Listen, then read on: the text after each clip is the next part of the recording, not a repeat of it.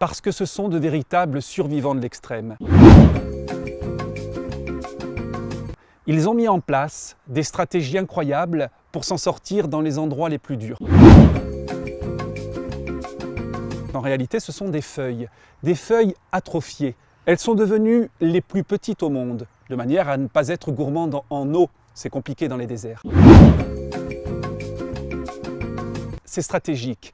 C'est une manière pour lui de se procurer de petits parasols portatifs qui vont couper les rayons du soleil et ménager à l'intérieur du cactus et de son corps en permanence de petites zones d'ombre.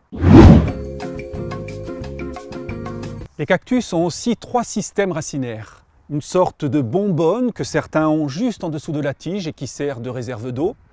Un autre type de racine qui va partir très profondément et qui va aller chercher hypothétiquement une nappe phréatique pour aspirer, comme dans une paille géante, l'eau qui même dans les déserts peut se trouver très profondément en sous-sol.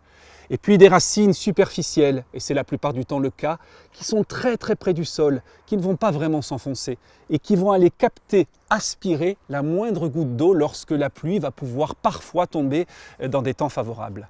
Et maintenant, je vais vous emmener voir les cactus les plus étonnants du monde, ce sont des monstres.